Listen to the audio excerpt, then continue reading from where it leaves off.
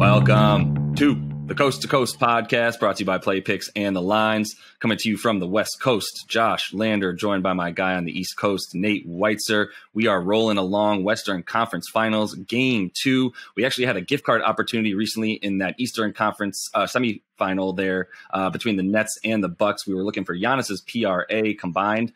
Did not get any correct answers there. So make sure you are liked and subscribed to the page, and then jump in the comments as we'll offer another opportunity for a gift card here in just a moment. And if you do still need a FanDuel or DraftKings account, head to fdpicks.com or dkpicks.com. Find all those listings and playoff promos still available in your area. Devin Booker put on a show in Game 1, Nate. Let's get into everything Game 2. Yeah, Booker pretty much carrying the Suns in the absence of Chris Paul. So now the Clippers are +6 after being +4 in Game 1. Saw it open at +6.5. Saw it go down to +5.5. It's hovering at 6 right now. And the total at 224 after we had a pretty high score in Game 1. Clippers +190 on the money line and +290 to win this series still. Just a quick look at the futures. The Clippers are +700 to win the title, and the Suns right behind the Bucks at +160 to still win it.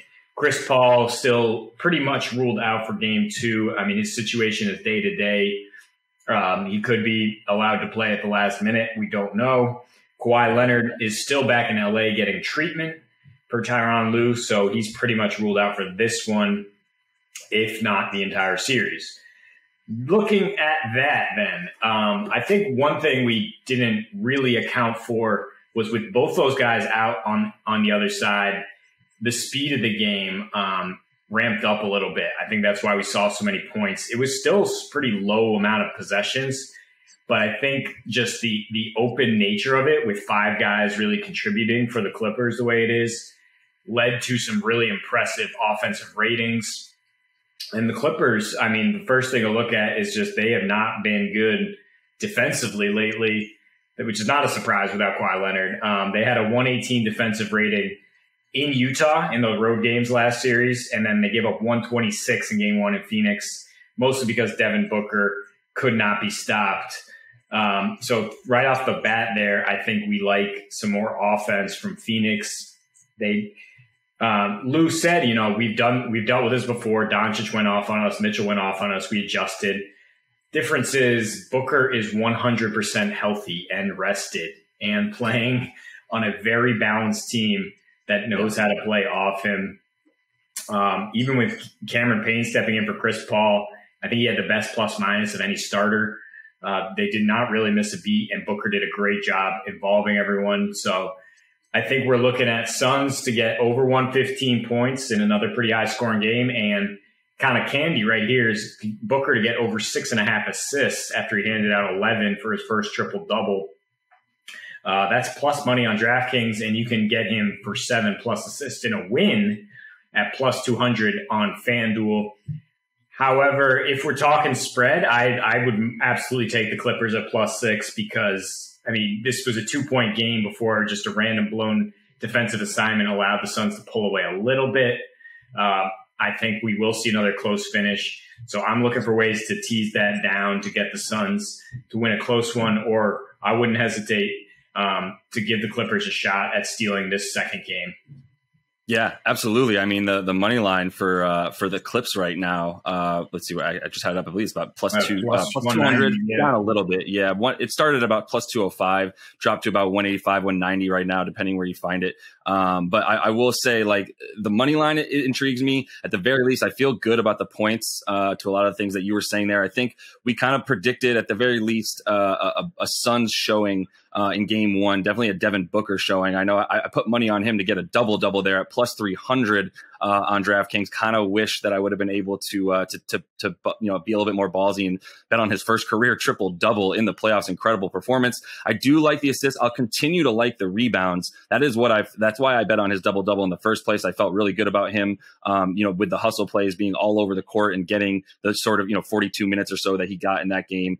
So feel really good about that again for him. Still 30.5 points. I do think we'll continue to see some offense. To your point here, there isn't that same level of like give the ball to Chris Paul or give the ball to Kawhi off of a defensive rebound when we don't have anything on a fast break. Both of these teams really like to control the half-court offense, as we've talked about, but they're just incredibly efficient. And without those two stars and main ball handlers on their team in terms of Kawhi and Chris Paul, now you've got a lot more of an open game. You've got guys with a lot more of a green light because it's not like there's somebody else on the floor who could have made a much better play than them. And Devin Booker, as you mentioned, plays very well off of his teammates and they off of him as they continue to finish the assists that he's giving them.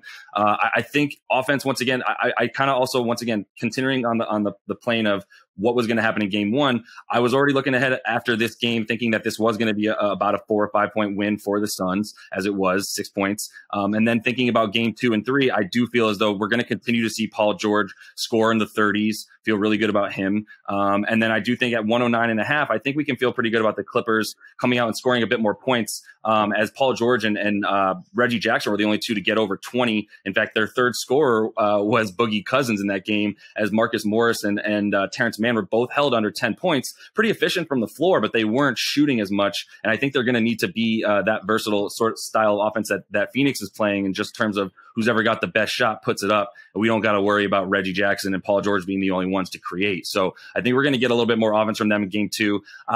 I don't know exactly how I feel about, the money line dropping as it has for the Clips, but if I get them at 6 points, or even consider a tease all the way up to double digits, and take the over 224, drop that down to about 220, I'm feeling pretty good about that tease even money there, both FanDuel and DraftKings.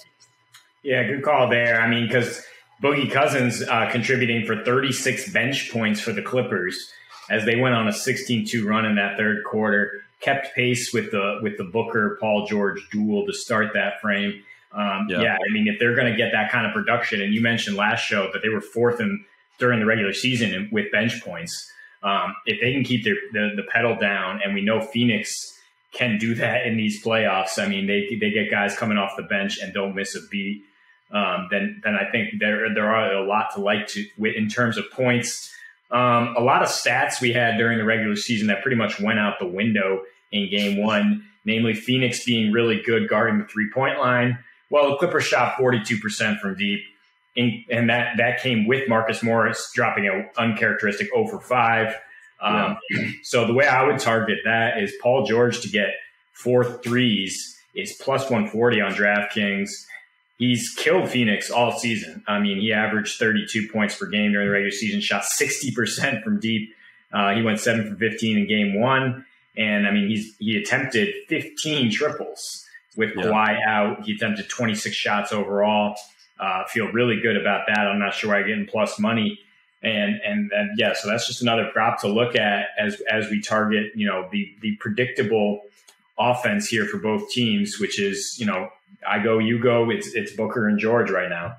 Yeah, and it's fun, man. And I do want to take a sec to make that the gift card prop right now is that Devin Booker points, rebounds, and assists combined. Make sure you're liked and subscribed to the page to be eligible. Jump in those comments. Let us know points, rebounds, and assists combined for Book in game 2, and try to get a chance at that gift card. That is all the time that we have for today, Nate. We are going to be enjoying this game just as much as we're going to now be looking forward to a Milwaukee-Atlanta Eastern Conference Finals. Lot to look forward to as the games roll on. Make sure you are liked and subscribed to that page, and we'll be back with another video for you soon. Until then, happy betting.